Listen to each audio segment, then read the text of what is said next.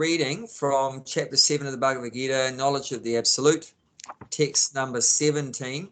So just a little recap on last week, 16. So 16 talks about 4 kinds of pious people that surrender to God. The previous one talked about 4 kinds of sinful people that don't surrender. So yeah, if you're sinful, generally you won't surrender, and if you're pious, then you will surrender. If you're put into these 4 different categories, these 4 different categories here was mentioned, that if you're pious and you're in distress, if you're suffering, then you may turn to God. If you're pious and you're searching for wealth, then you'll turn to God. If you're pious and you're inquisitive, then you turn to God. If you're pious and you're cultivating knowledge, then you turn to God.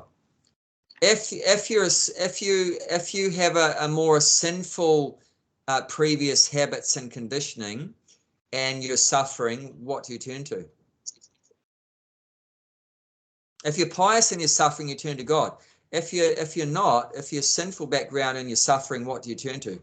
What do people around us turn to when they're suffering? Material things and like alcohol and drugs and yeah, that's a big one. If you have a sinful conditioning and you're suffering, you'll turn to the pee, to the marijuana, to the liquor shop, to to so many drugs, and just to dull down the suffering, to forget, because that's what intoxication does, right? It makes you forget ignorance, right?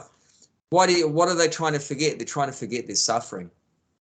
So anyone that's getting intoxicated means that they're suffering, but they're just trying to cover it up through that. But is that solving the problem? No. It's like an ostrich, right? Just if it's put into danger, what does an ostrich do? Head in the sand. Put the head in the sand. Is that taking away the danger that there's a lion coming towards it? No, it's not. It's not. So yeah, it doesn't solve the problem. It just creates more problems like that. So, but that's the difference. So, but if you're pious and you're suffering, you won't turn to the pub. You'll turn to the church or some holy people, or to the temple or like that. Pick up the Bhagavad Gita, or start chanting or something like that. So that's the different ways that people go like that. So, and pious means, one time Prabhupada said that piety means activities that clean the heart. So that's a pious person, means they've done some activities that are cleaning the heart.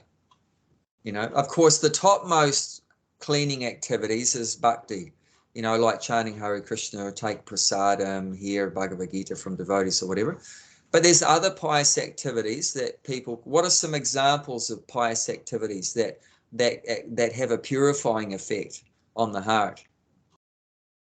What does it mean, pious activities? I've said the topmost ones is bhakti, but what about lower ones, lower than, not as good as bhakti, but some other things that are, make us a more better person, make us a more, our heart more cleaner. Service. What kind of service? Yeah, what kind? What's some examples? Anything. No, I mean before you become, before you become like a spiritual person or whatever. But what are some activities that are helping you become just a more sattvic, more mode of goodness? Help the community. Yeah, do some community service. In India, of course, it was regarded as very pious to like dig wells. So because people need water. So if you do a service of providing water for the public, that's a good community service, and that's regarded as pious. I mean, that's going to have a positive effect on your heart, that you are supplying water to people, supply food to people, even like feeding poor people or whatever like that, cooking and distributing food like that is very good. Even planting trees on the side of the road. So people are walking from A to B, and you provide a bit of shade for them by you planted a tree, and then like that. And you're going to get some benefit from that because you've done something for the welfare of others like that. So there's all kind of giving charity. You know, giving money, or it might be giving food or giving something.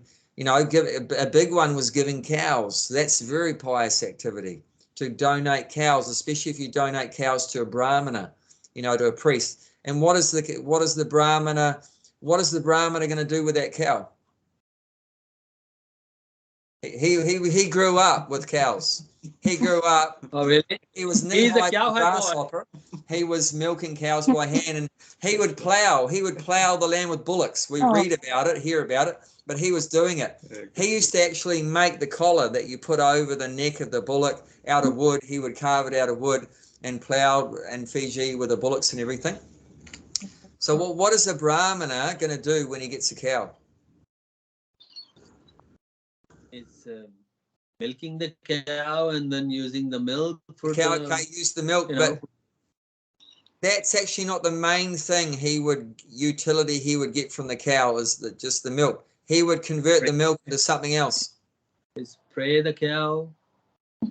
He would do that, yeah. What else would he do? Make the ghee for the yajna. Yes, he would make ghee. He would use the cow to get ghee, and then he would offer that into the fire sacrifice and do fire sacrifice yajna. And he'd channel the mantras, and because that's why offer ghee into the fire? What's that all about? Actually, the fire is one of the mouths of God. That's one way to feed God. If you want to feed God, you put the food into the fire, sacrifice. And what's one very nice food that God likes is ghee. So you're actually feeding God ghee.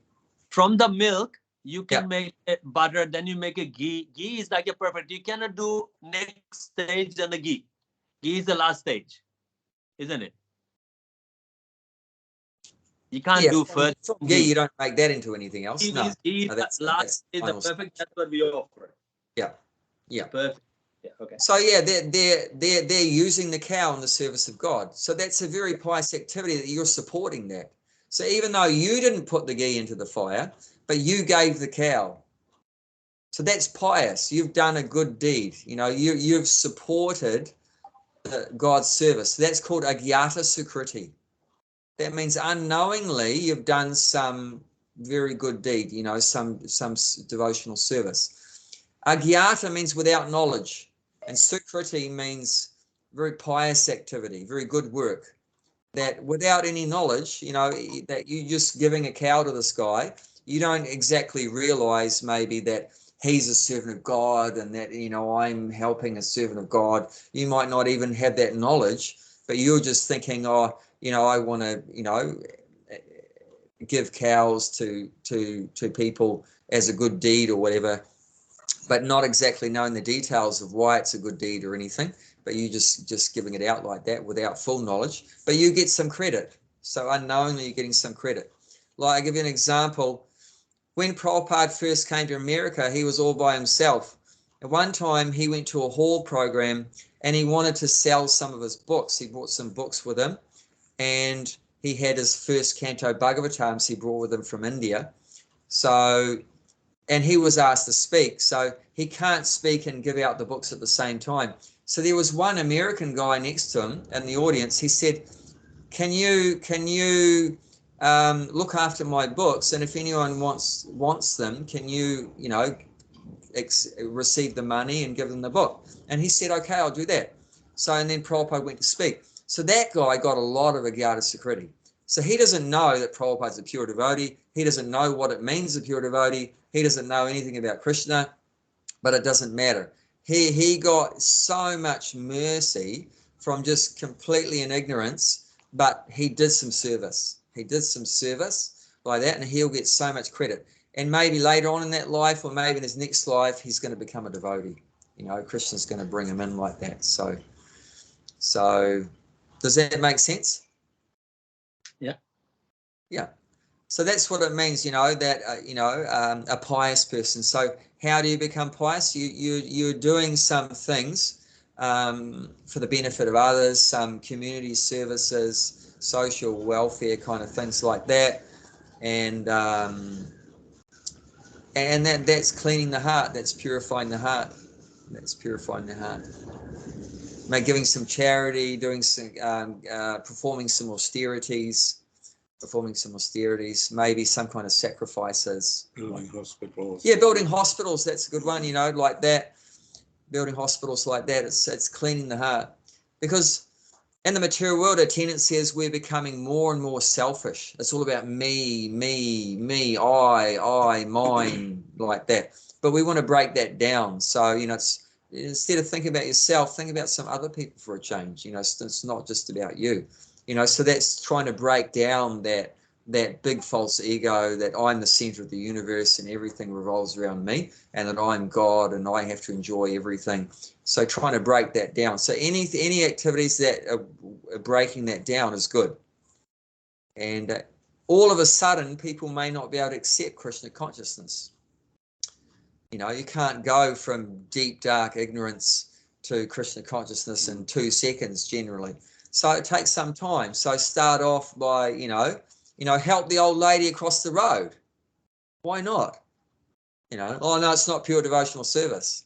So who cares? Still it's good for you to help the old lady across the road. Like that. So can't jump from step 1 to step 10. Yeah, you can't all of a sudden become, you're an angel floating in the air, your feet don't touch the ground. It doesn't happen like that straight away. You have to do a bit in the background before that. It's true that I bring that one African to temple, and then everybody was looking there, and Kalya Prabhu was looking as well, and he was sitting Prashadam with me, and then I called some Indian people, and he come along with them, and he was seeing all the cows' furrow, and then he says there is no beef in the plate, plenty of cows he got. I said, excuse me. He said, why don't we make some? And then Kalya Prabhu was coming. I said, Kalya Prabhu, he needs some information. And the Kalya Prabhu was telling that, and I took the other people to farming, just the tour of the farm. And then he was saying, why can't you just, make it a meat out of that? And then we just explained him slowly, everything. And we asked him, Kalya Prabhu asking, what's your name? He said, Nimai. His name is Nimai. Yeah, wow. Yeah, and he's African. He was very curious. And then Kalya Prabhu gave a book that life come from life. Yeah. Then he joined us in the garden, and I give some chili and some Loki to go home and cook. And when he left, he said, I'm going to bring my family here. I said, okay.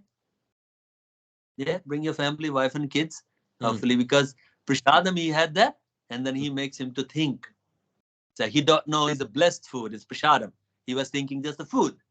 So as a first instead, we can't really tell him Krishna is a God. You have to bow down and that's it. Sure. We can't. Yeah. So we just have to tell him nice. First time and second time, third, and then slowly.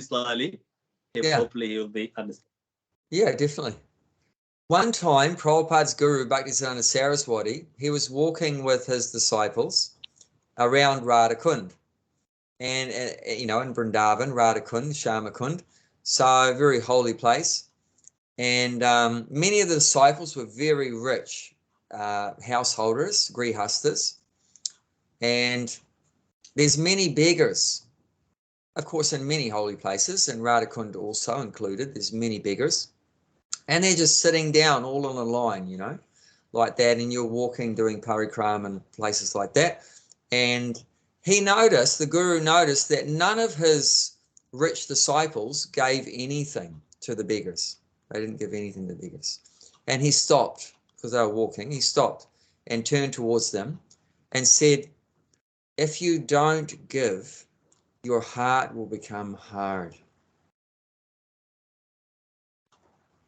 I'll say it again because it's very important. If you don't give, your heart will become hard. That's the difference between pious and impious is. Impious means sinful. Pious means cleaning your heart, softening the heart. Look at it another way, to cleaning or softening.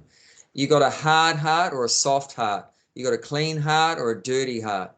So certain activities make your heart cleaner or softer. Certain activities you do make your heart harder or dirtier, like that. So pious means the activity you do make your heart cleaner or softer. And bhakti means you have to have soft.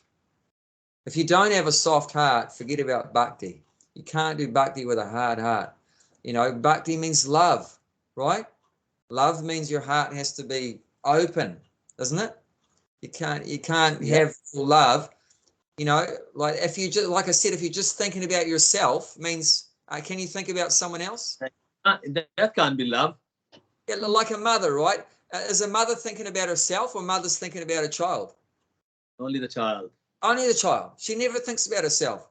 She can't even eat in peace. She can't go for a poo. She can't sleep. It's just all about the child. She completely forgets herself. And that's the example Prabhupada gives the nearest thing in the material world to pure love. So completely selfless service. So that's what it is. Pious activities is breaking down that me, I, what's in it for me? What do I get out of this? No, give it to someone else. Do something, think about making them happy. Stop thinking about making yourself happy, make them happy. So that's why it's there. Give it to someone else.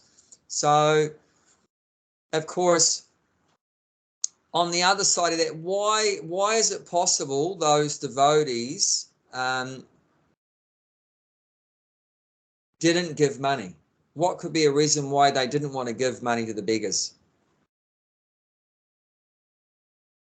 Well, sometimes the pious activities are you accrue the karma as well, don't you? So, like good karma, no?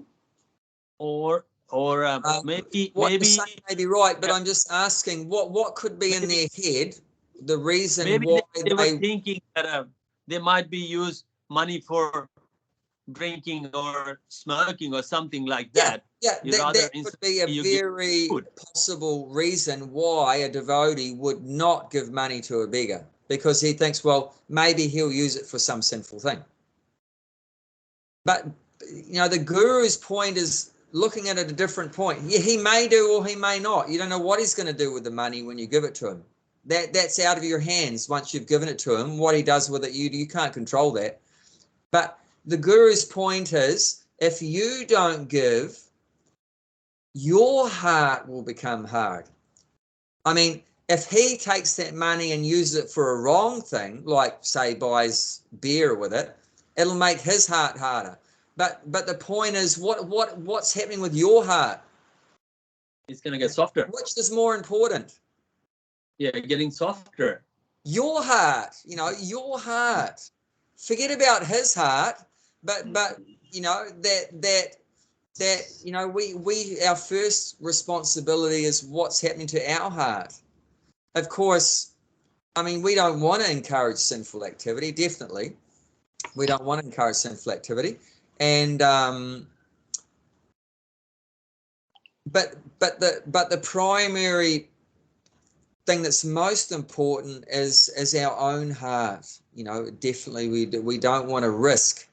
You gotta be think that if you got a friend and he's got a drinking problem, and in the evening if he asks you some money, where he's gonna go. You know what I mean? Yeah. So you got but even okay, but let's say, but even say you don't give him the person friend has a drinking problem any money, he's still going to drink, right? You understand what I'm saying? But you couldn't be cause of it, but straight away he's a drinker. No, but you're not the cause, because his habit was drinking even before he met you. So whether you give him $1 or don't give him $1, he's still going to drink, right? Why would you put the petrol in the fire? I know that, but I'll just give you one thing that you can do to make that situation a bit better. Okay, there was one beggar in Queen Street in Auckland. We were doing Harinam through there, and the lady was very unhappy looking lady, and a devotee gave her a flyer for the preaching centre. And I looked at her face. I was at the back of the line. I looked at her face. She was more unhappy after the devotee put a flyer for the Hare Krishna Center in her begging bowl, she was more unhappy after than before. So not a very positive result. And then I came along and she looked so, I never seen someone so depressed looking in my life. She was so unhappy. I put a coin from my pocket, which is nothing for me. I put just $1 or whatever in her begging bowl. And she looked up and she looked like the sun, the radiant sun. You know, she had a big smile on her face and she was looked so happy. And she said to me, you know what she said? Hare Krishna. Wow. And you know what that did to me? It turned me into the sun. And it turned me into the sun. Then my heart was exploding. You know, that was definitely pious because I felt my heart expand on the spot because seeing her happy, I became happy. Yeah. See, a devotee is called Parasukha. Paradukkha Dukhi and Parasukha Sukhi. That we're happy when we see others happy. And we're unhappy when we see others unhappy. You understand that? Yeah. That a devotee is unhappy to see others unhappy. And the devotee is happy to see others happy. So it's Parasukha Sukhi and Paradukkha Dukhi. You know, like that. So you don't want to be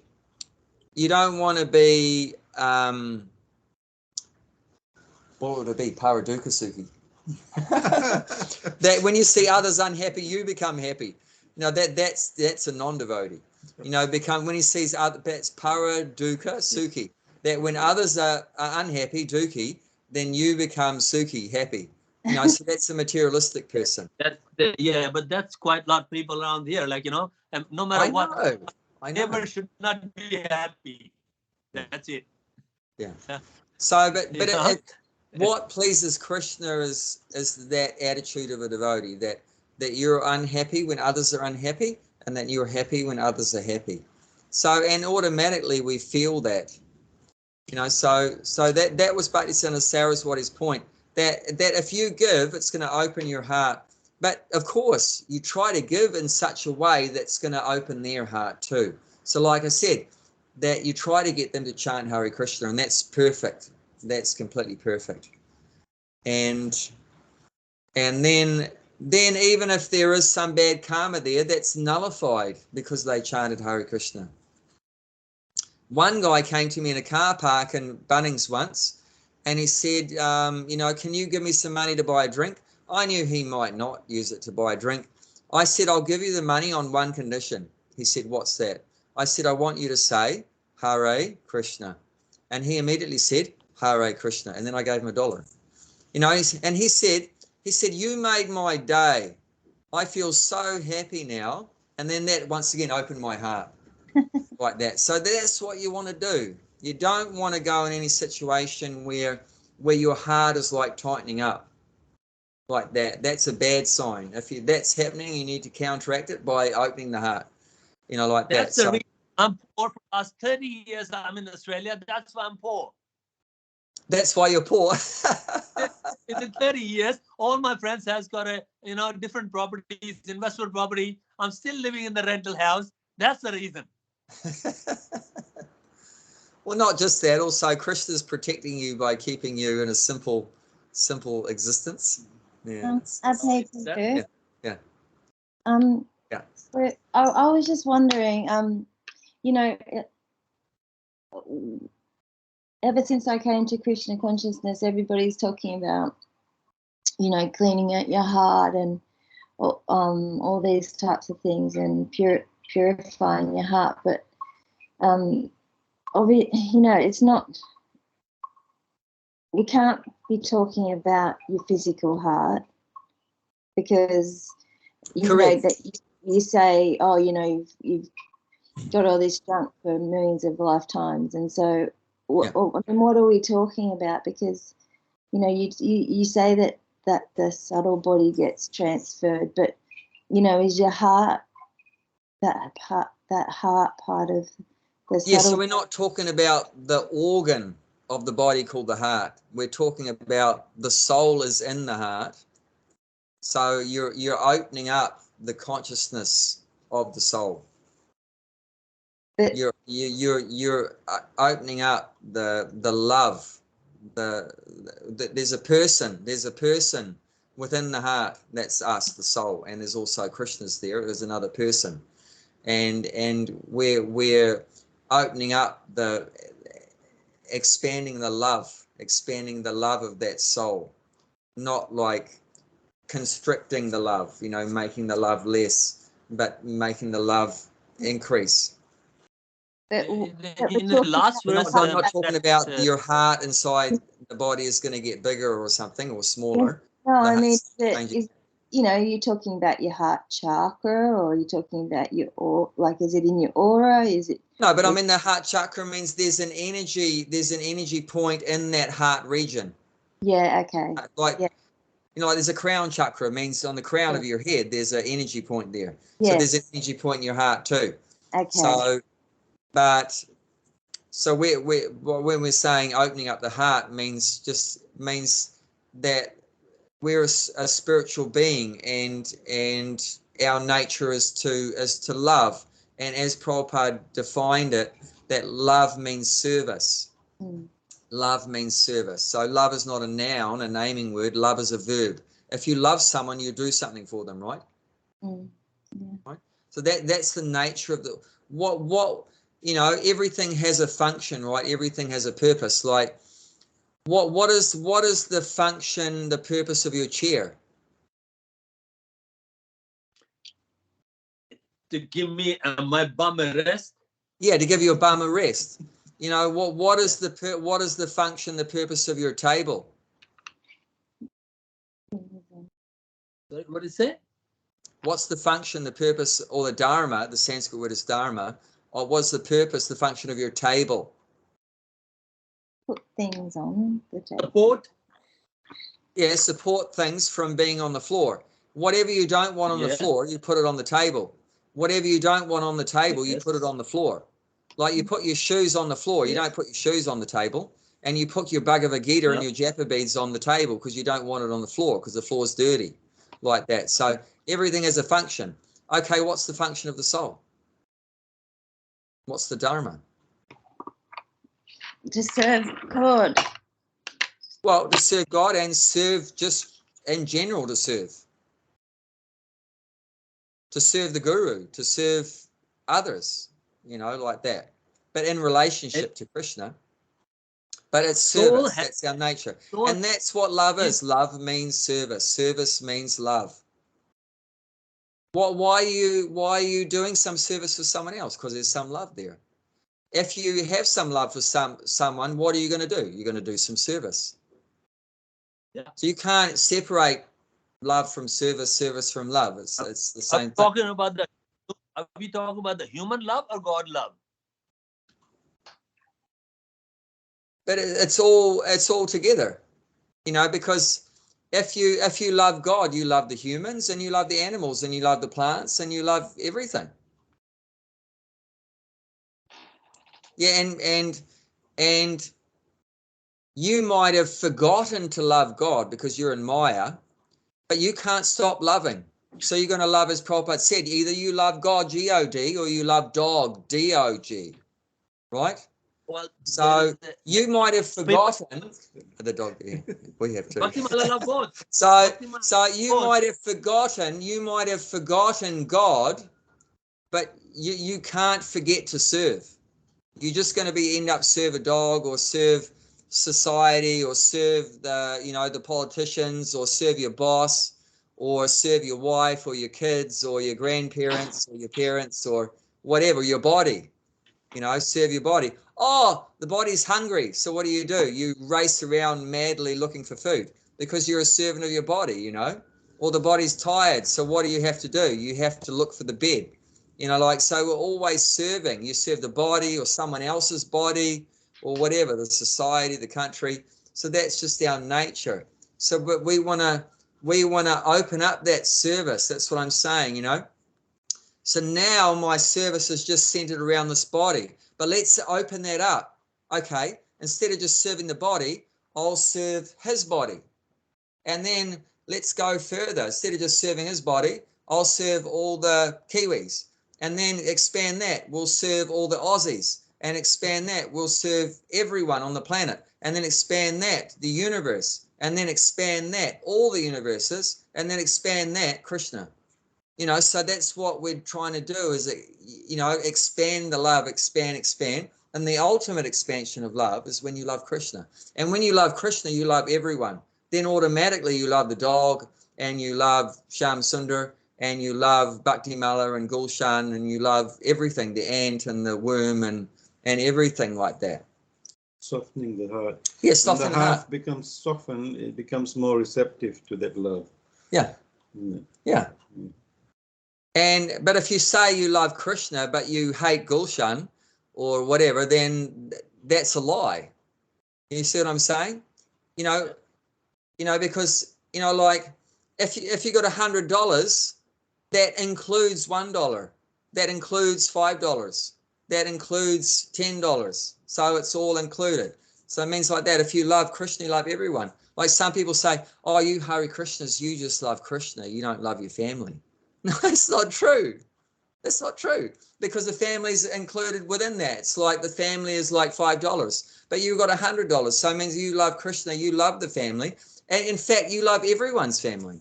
Why only your family? See, that's the material thing, that you've only got $5. That's all you've got in the bank is $5. But a devotee is like $100. He's loves everybody because he's already, everything's within Krishna. You see what I'm saying? Yeah, it's in the Bible also say that 10% of your income, put it back to the community. You know that? 10% of your What, and what did you say in the Bible? 10% of your income, put it back to the community. Oh, yeah.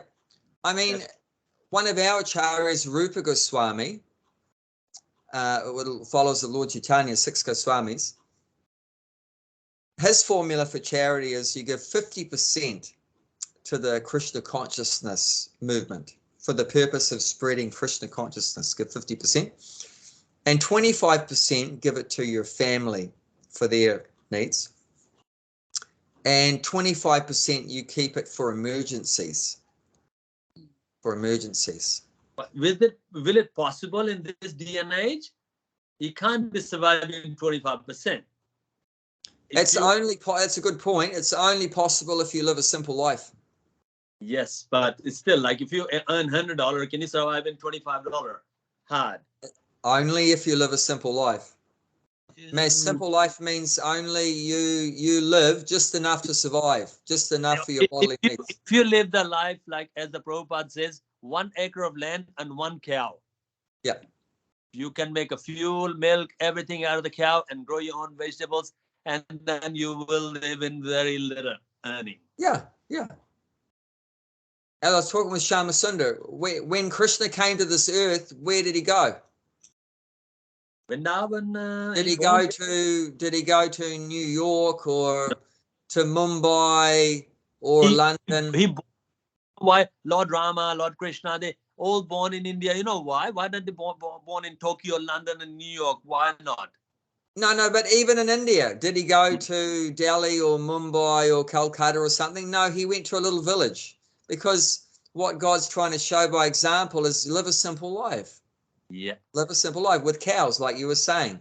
So live with a simple life, produce your own food, milk a cow, and then very simply. He was that boy. Yeah. So like that. Absolutely. So yeah, you can only give a lot if that you have your own needs met, like that. Of course, you can't give more than what you got, like that. So, but the point is, it's not about how much you're giving, but interesting. One time, Prabhupada said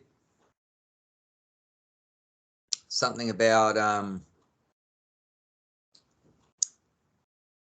if a person that has $1 million comes to the temple and gives $100,000,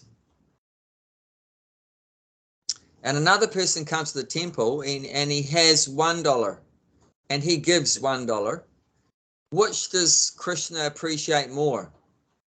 The $100,000 donation or the $1 donation? $1.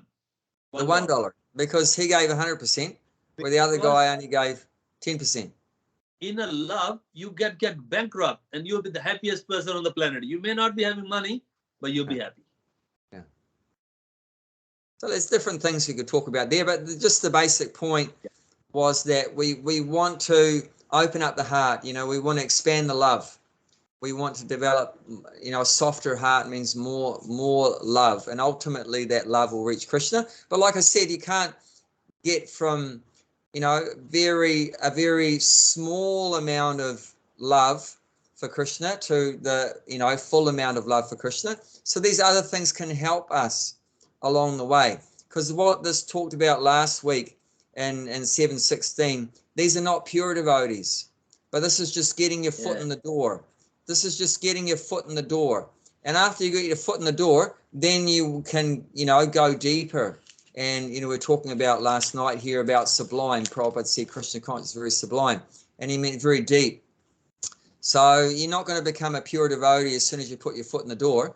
But, you know, at least you get your foot in the door. You can get started. And then the idea is when you get your foot in the door, then when you start to meet devotees, then you'll hear from them about Krishna, and they'll give prasadam to you, and you'll eat that, and then you like them, so you want to do something for the devotees, and you give some gifts to the devotees, and then, you know, you'll chant with them, and like that.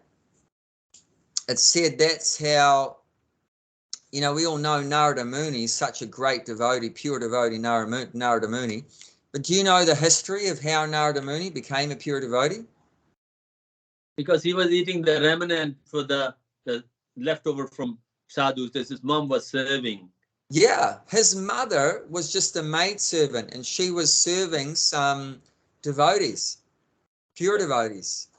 And he was just a young kid. So his only thing that he did was eating their leftover food. But that was more than enough. And his mother actually died. She got bitten by a snake one day, but he had become so purified by eating their remnants, and he had heard them talking amongst themselves about Krishna, and that knowledge he got from them, and with his heart was purified by having their food remnants, he became very Krishna conscious, and in due course of time he died. And then when he took birth again, he was born as Narada Muni. He was born as Narada Muni, a pure devotee.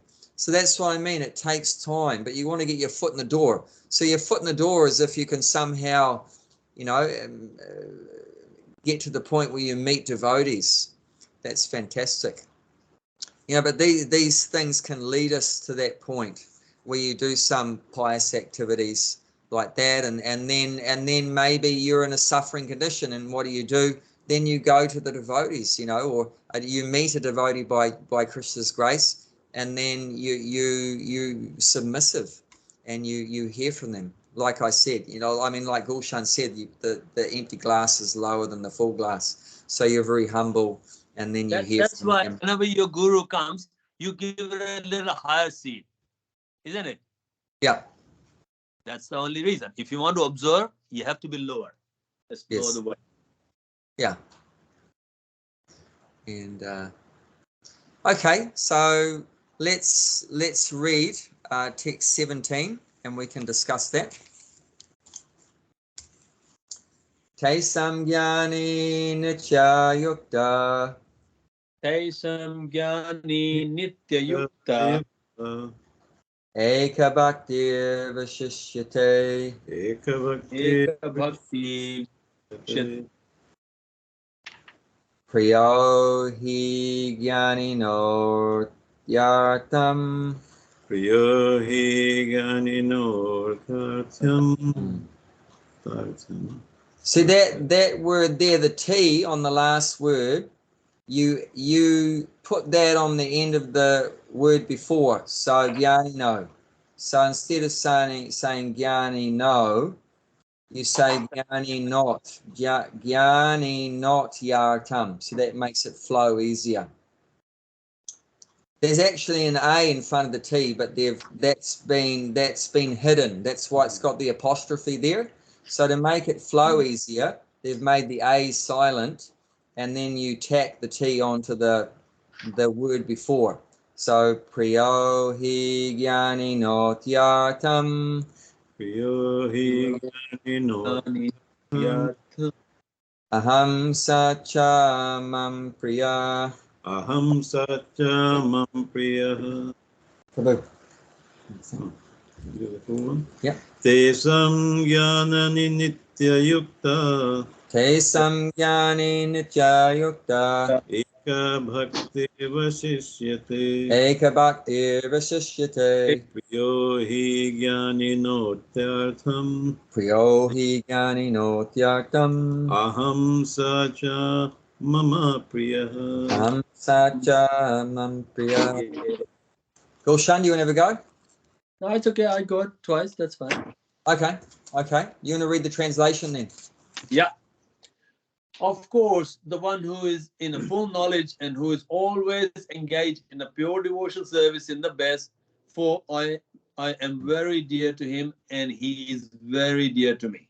Yeah. So Krishna's definitely saying here that of the 4 kinds of pious people in the previous verse, that the best of the 4 kinds is the jnani. That's the category. That's the best. And why is the jnani the best? Jnani or bhakti? Jnana or No, bhakti? this is like I said, that these 4 categories, they're not pure devotees yet. They're not pure devotees yet. But this is them getting the foot in the door. Yes. So your foot in the door is that you're pious and you're suffering and you go to Krishna. Or you're pious and you need money and you go to Krishna. You're pious and you're looking for answers and you go to Krishna. Or you're pious and you have knowledge and you go to Krishna. But you're pious and you have knowledge, that's the best.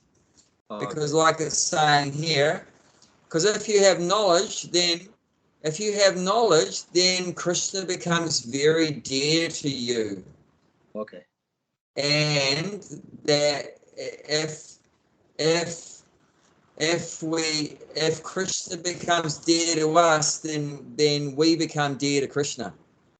Oh, if So Krishna why is it that if you have knowledge that Krishna becomes dear to you? What do you think? If Krishna becomes dear to you, job done. Shama Sundar saying transcendental knowledge. Yeah, definitely it's trans, meaning, well, what does it mean, knowledge? So it's not meaning that you know the Encyclopedia Britannica, microchips and everything like that, and you've read all the books in your school library. So this knowledge means, the transcendental knowledge. So you have a lot of transcendental knowledge. I mean, you have some knowledge about God. I'll give you an example how that works. Once again, Narada Muni's in the story. He's in many stories, Narada Muni. He's such a great distributor of Krishna consciousness. So Narada Muni would go to the palaces of different kings, and that's very intelligent. Well, why do you think that the advanced devotees, in the previous times, they would especially focus on talking to the kings? Why didn't they talk to the street sweeper and the plumber and the doctor and the engineer?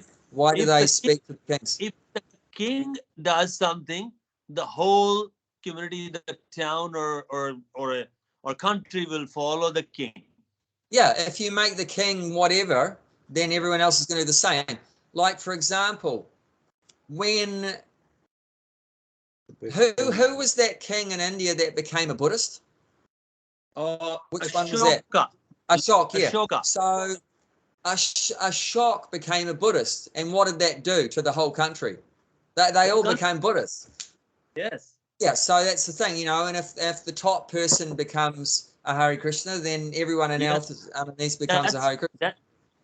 That's why the Prabhupada went to the West. Prabhupada know that 50 years time, we all Indian, we're going to be follow the West. That's And, right. So that was actually, that's very clever that you say that. And that's what Prabhupada thought. That he thought that America's the #1 country on the planet. So if the #1 country becomes Krishna conscious, then every other country is going to become, because everyone follows America, right? Everyone follows America, like that. So that's the idea. So, so they would focus on the kings.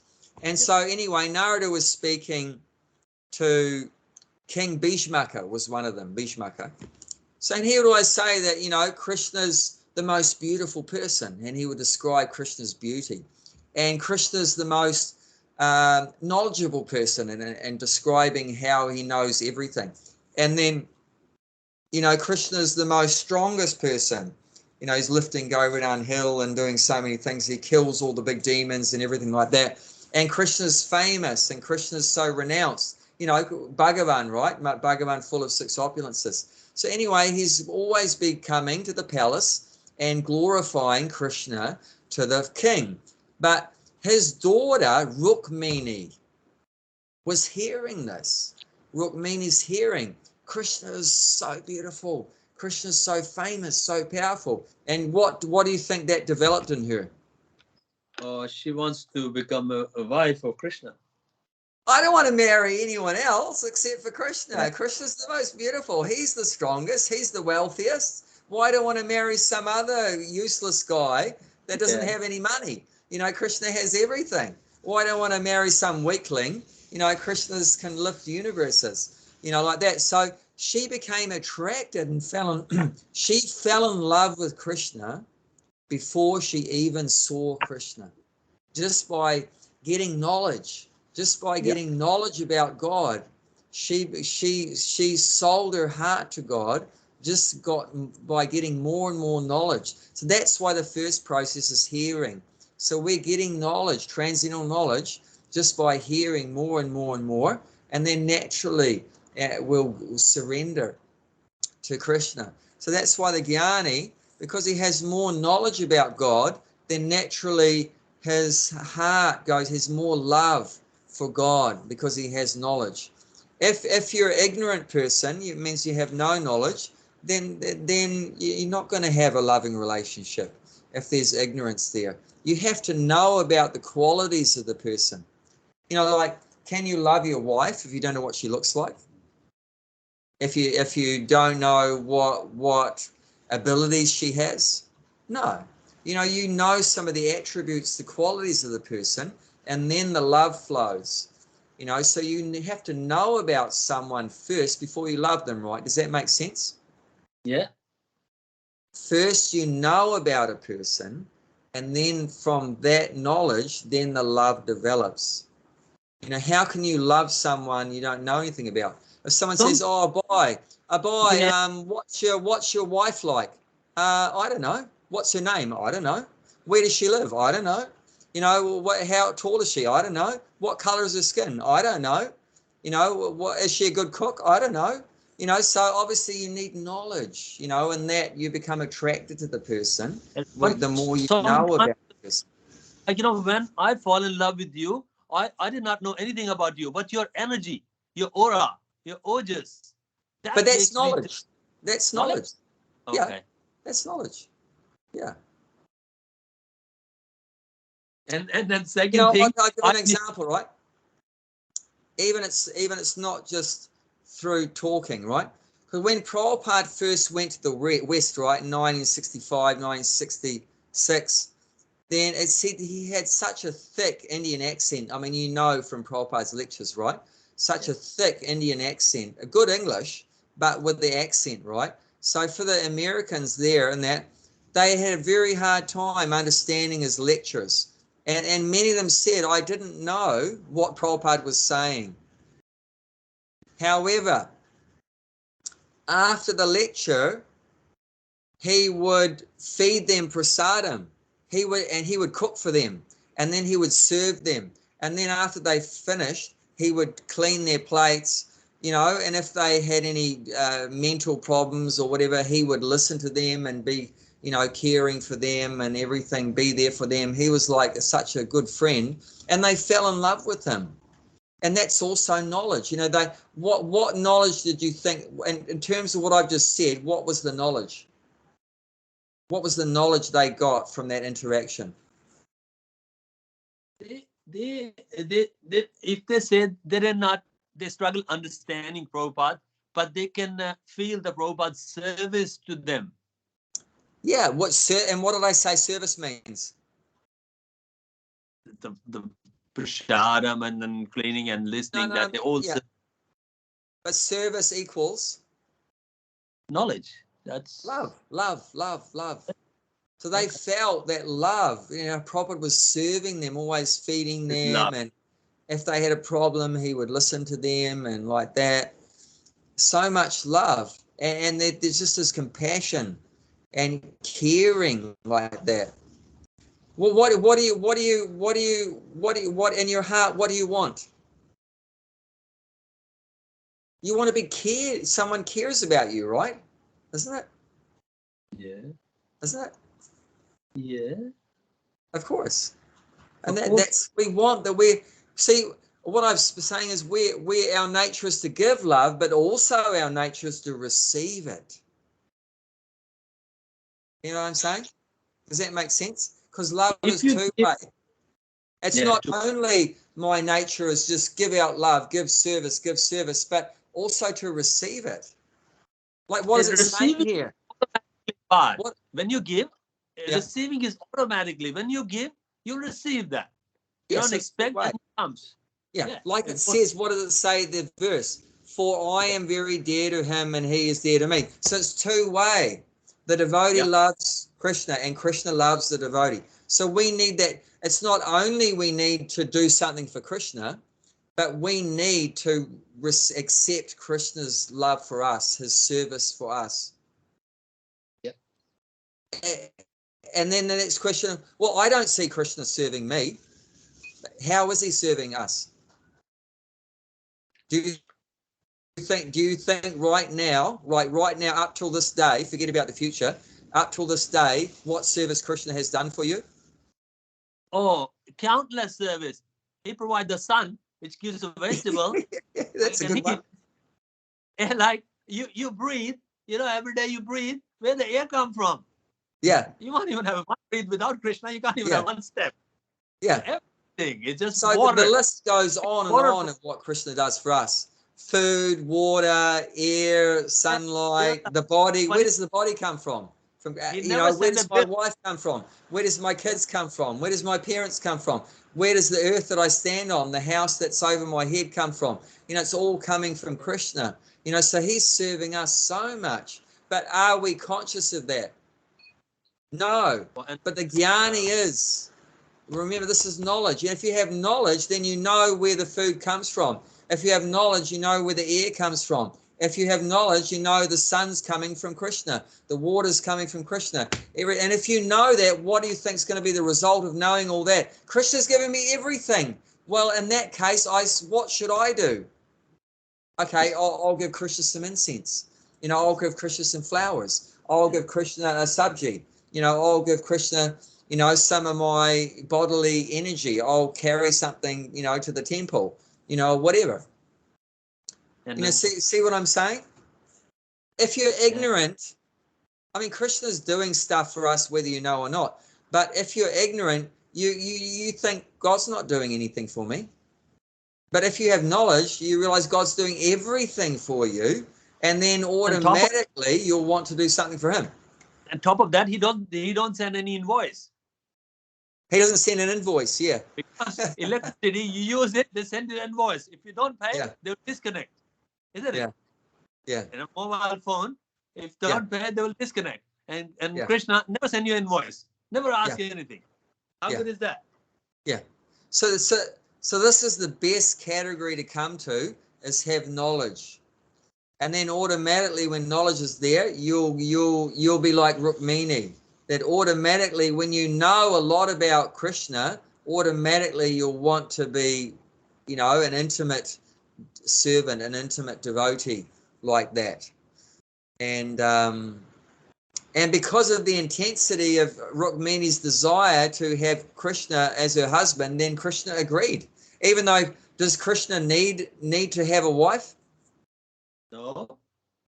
Is it because Krishna was lusty that he married Rukmini? No.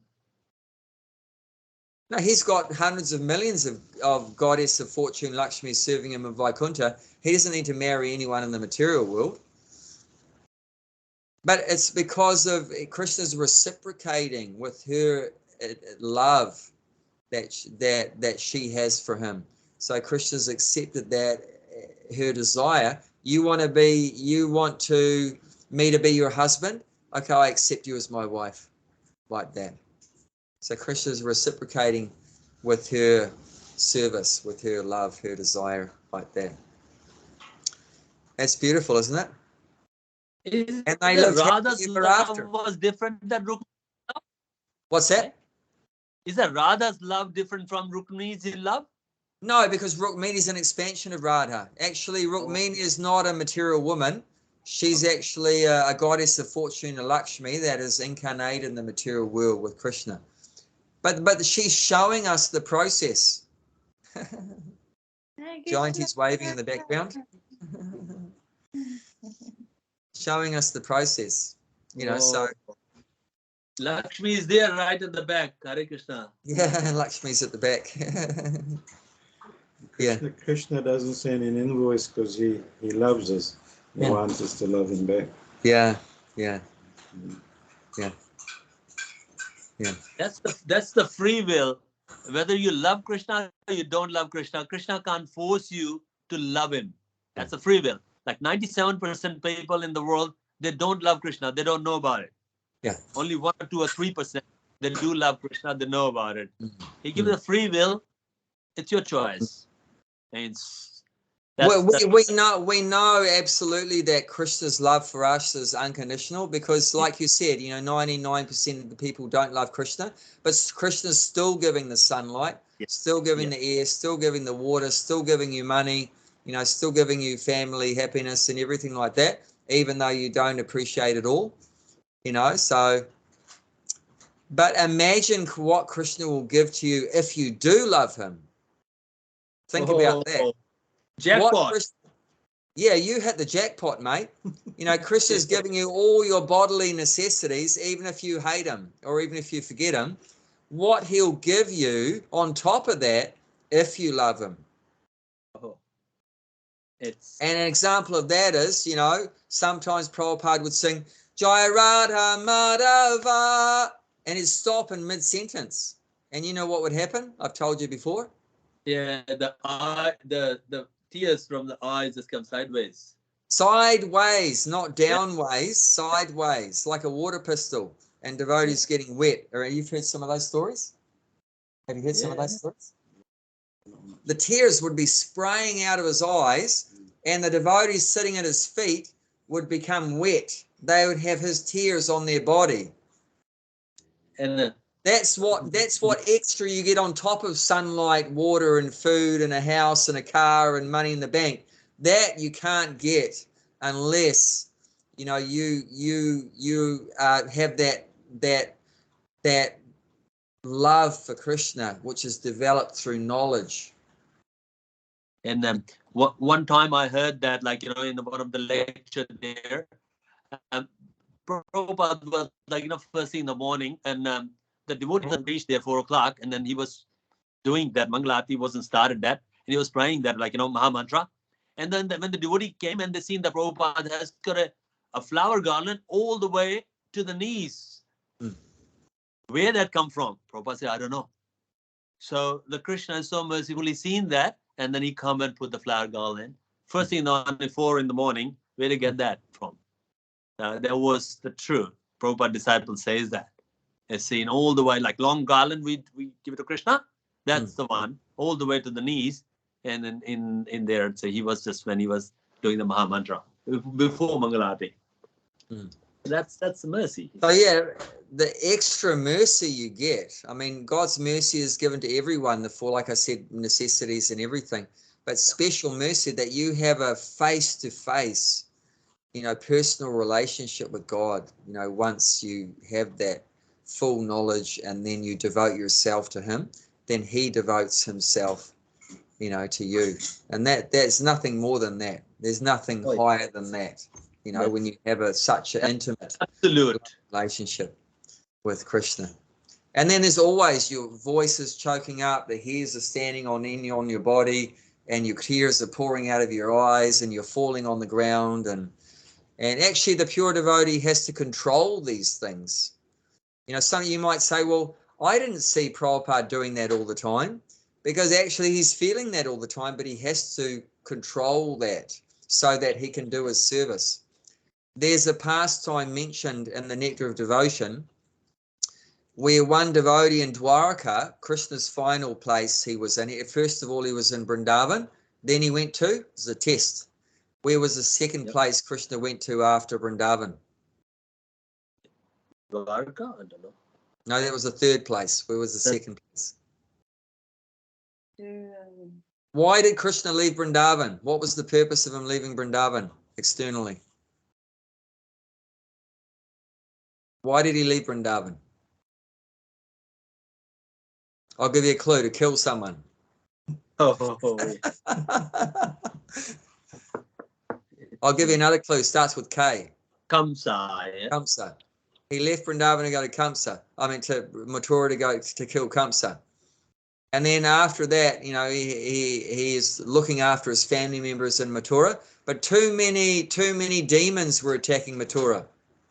Like Jarasandha. Jarasandha was attacking Mathura 17 times. He was a nutcase. Why did Jarasandha hate Krishna? This is another test.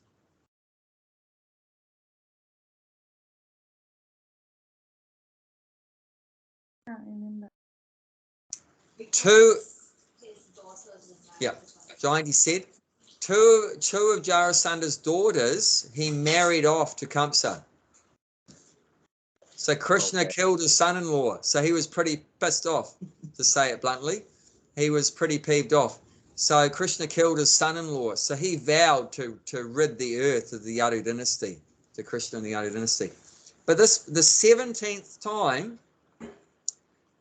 and Krishna had defeated him 16 times. But the 17th time, he came the same time, another army attacked from the other direction. His name was Kaliyavana. He was the king of the Yavanas. And he had, how many was it? Was it 100 million? I think 100 million soldiers with him. You know, and Krishna was concerned, you know, about his family members getting hurt from all these demons were attacking. So he transported them all at night while they were sleeping. And with his mystic power, he transported his whole family, which is like millions of the Yadu dynasty. He transported them all. He created a fortress island in Dwarka off the coast, west coast of India. You can go to Dwarka like that, a very beautiful place. But the actual island has now gone under the water. When Krishna left, it went under the water. They've actually, scuba divers and that have actually seen that underwater city. They've discovered what they think was Dwarka under the water there. But anyway, Krishna created a fortress city in the ocean because obviously it's hard to attack, you know, an island in the ocean. So he created that place that's very difficult to attack. And then he transported all of his family there. And then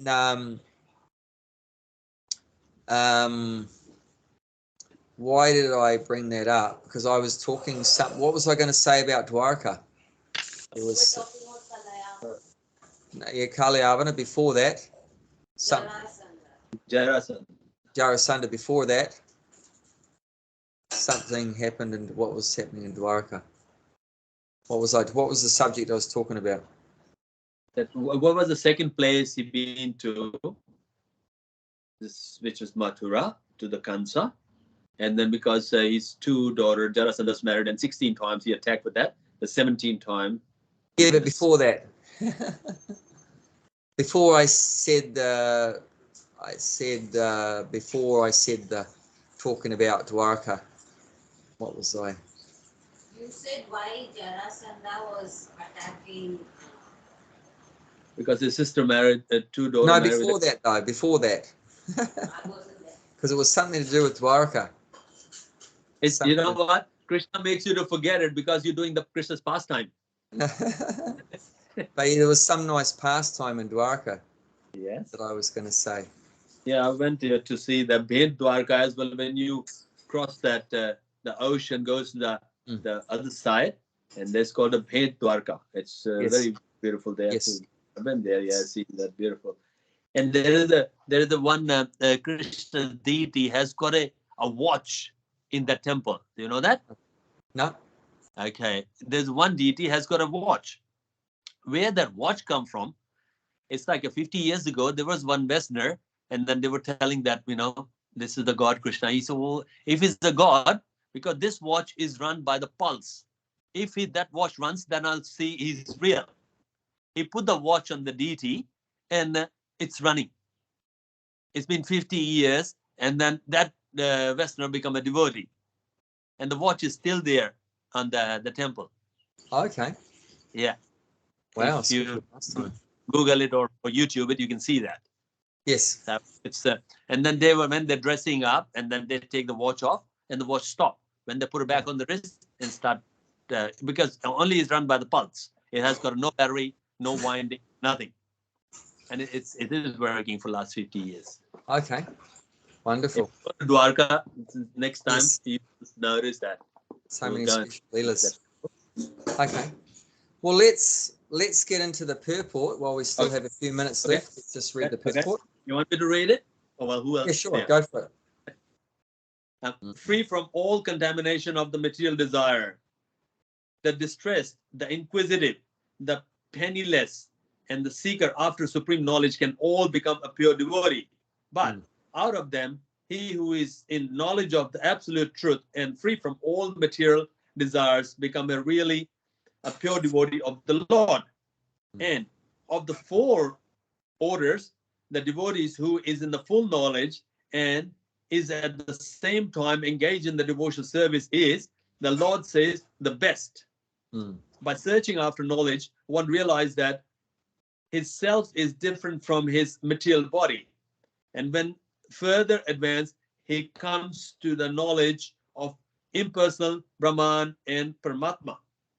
When one is fully purified, he realized that his constitutional position is to be an eternal servant of God. So, by association with the pure devotee, the inquisitive, and the distressed, the seeker after material amelioration. What does that mean?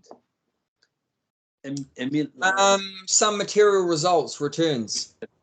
And the men in the knowledge of all become themselves pure.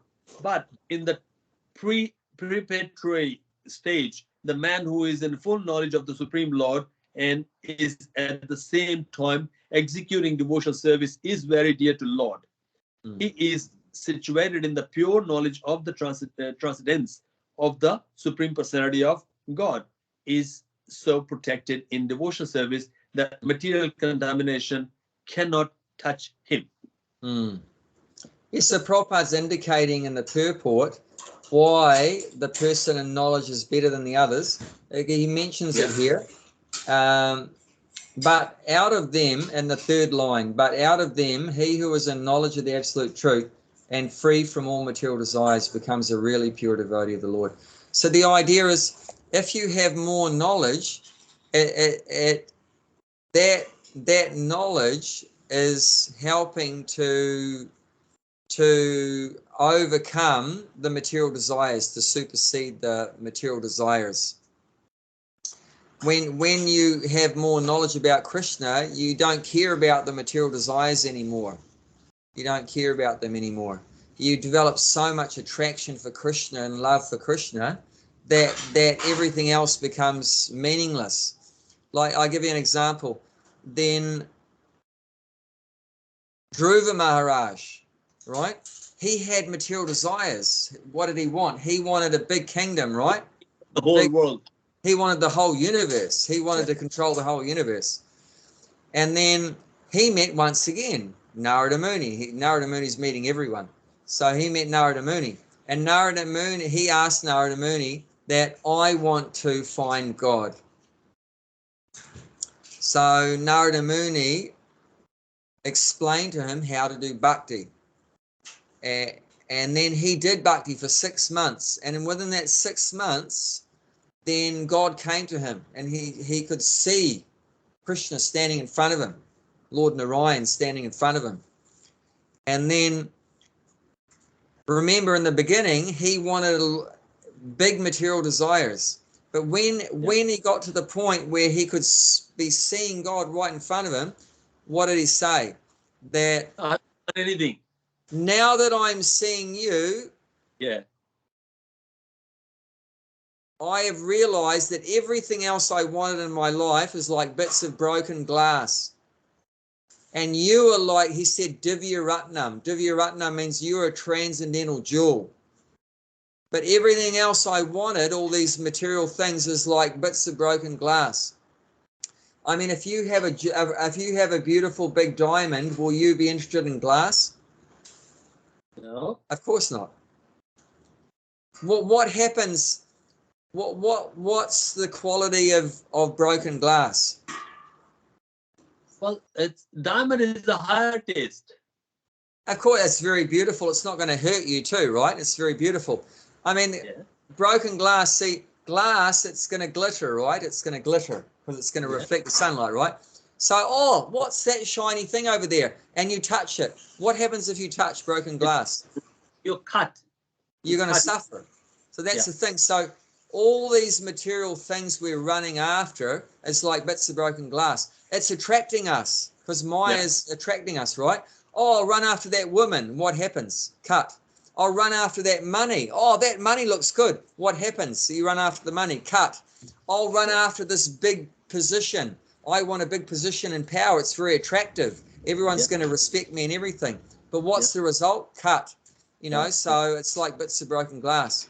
So, but he said, now that I've seen you, you're like a transcendental gem, a jewel, Divya Ratnam, and everything else is like bits of broken glass. He's saying, now that I've seen you, I'm completely satisfied and I don't want anything. Now that I've seen you, I'm completely satisfied. I don't want anything. So that's what happens. When you have full knowledge of Krishna, you get to the point where your knowledge is full and you're completely satisfied, and then I don't want anything. Like when you finish a meal, what do you say? When your full stomach is full, what do you say? Bus. Bus, right? And then at that point, no more. Like you put your hands over your plate, right? And you go bus. In India, they teach you to go bus, put your hand. I'm completely full. There's no more space. In India, if you are traveling, no matter how much the bus is full, if you stop at the bus stand, 1 or 2 people just get in. So how much you don't know how much full you are. If you get 1 or 2 gulab jamun, you will adjust. No, but this is not BUS bus. This is BAS bus. Spelling mistake. Yeah. So enough. You know what I mean? Full, completely full. They say kanti bojan means you're full up to the neck. You can't. So like that, when you see God and you have a relationship with God, you're completely satisfied. So you don't not interested anymore in lust and greed and anger and pride and all these material things like that. So that's the stage that Krishna's really happy when we come to that stage where you're completely satisfied. Now that I have you, Krishna, I don't want anything. Huh? It might take more than 1 lifetime. Maybe, but that's up to us, you know. So whether we whether in this lifetime or 10 or... He wants to accept us.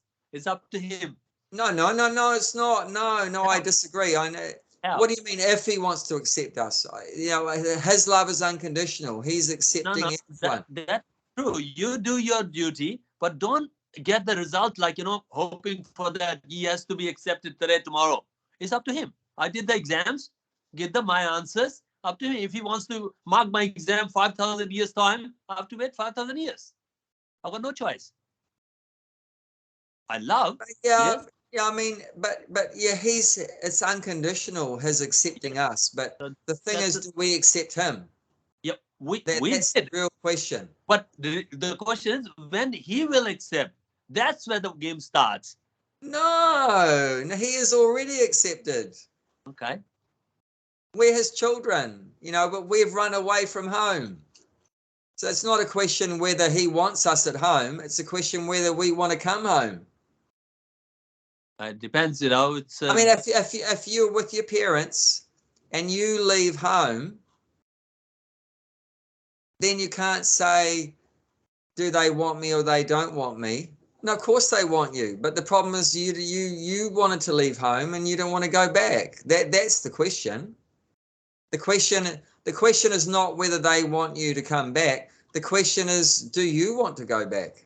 Of course, they're always open arms, you know.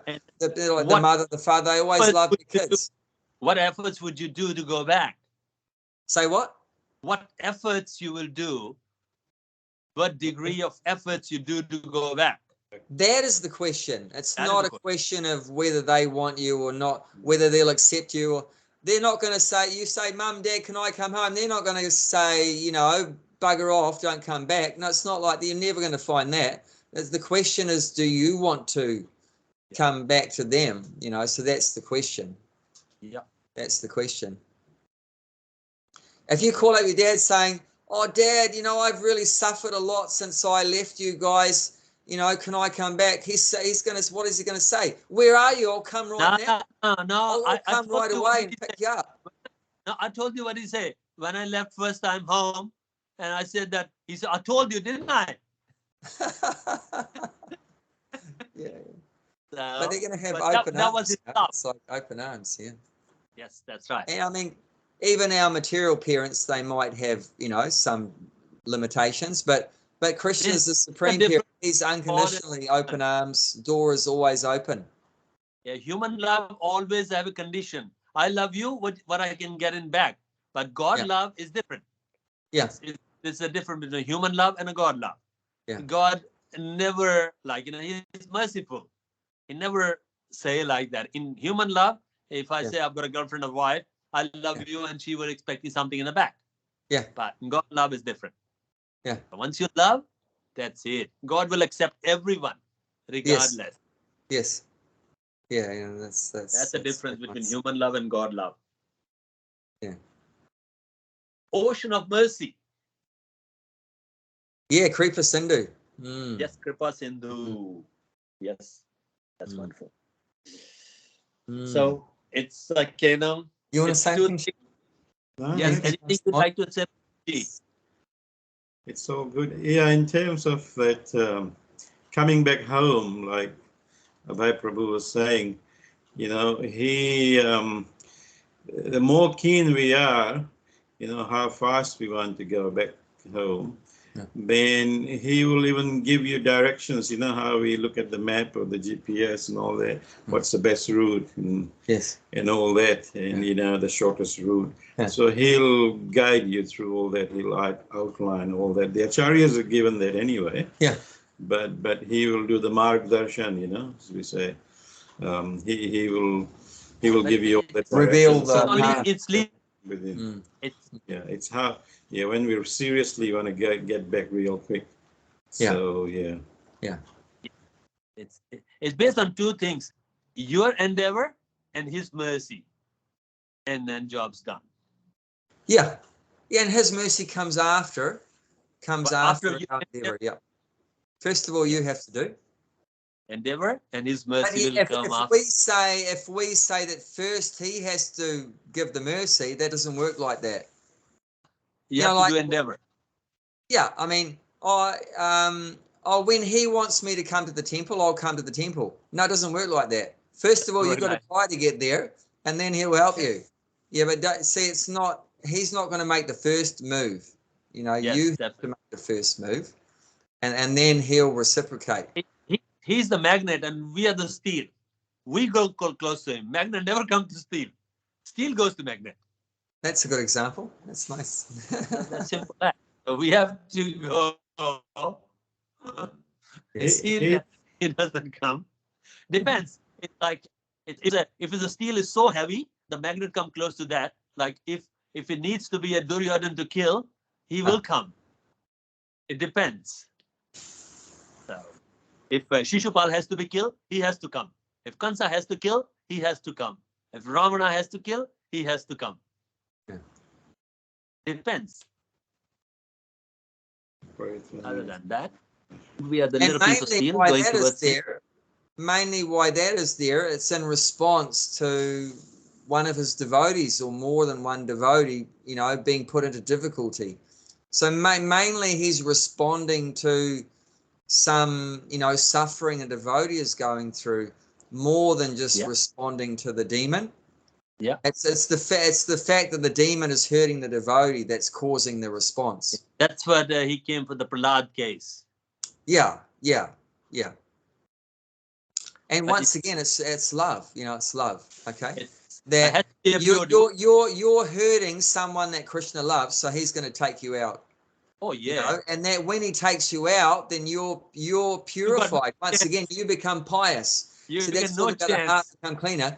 That even he's killing the demon, that demon becomes immediately pious. Yes. And at the same time, the devotees' love increases even more. Krishna, you saved me when he was Demons go hurting me. You down. came and saved me. So it's Krishna's just working on everyone's heart. The devotee loves Krishna even more. That in his desperate situation, Krishna came and saved him. And then also that demon, his heart got purified by being taken out, by being killed. You know, so. Krishna's just all good, and that's why we say Krishna's all good. I mean, it's end All of the day. auspicious. It's end of the day. Even demons as well is a Krishna's energy anyway. Of course, yeah. Of So course. it's like, you know, thank you to, you know, demons also going to Krishna Loka, right? Because Krishna came to kill him. You know, Kamsa was like, you know, we went to the club because Krishna came to kill him. So definitely. That's the mercy of Krishna. Yes. Thank you very much, Prabhuji. Yeah, that's our time for very this much for week. your Lovely company. to see you again. Thanks for joining in. How many more classes before you go to India? Just one more. One more. Okay. But will it be next possible week. from India? Would you have an internet to do the class? Or I think, that's going to be too difficult. Time's different. I don't even know what time it's going to be there and everything. I think we'll put it on hold for a month, and then I'll be back in the beginning of July. So and then we'll start it up again. But so it's only the June. Then I'll be not available. But then up till so next week, end of May, and then July will start up again. Okay, no, that's okay. Cool. Next class, we'll see you next class. And Yes. what's the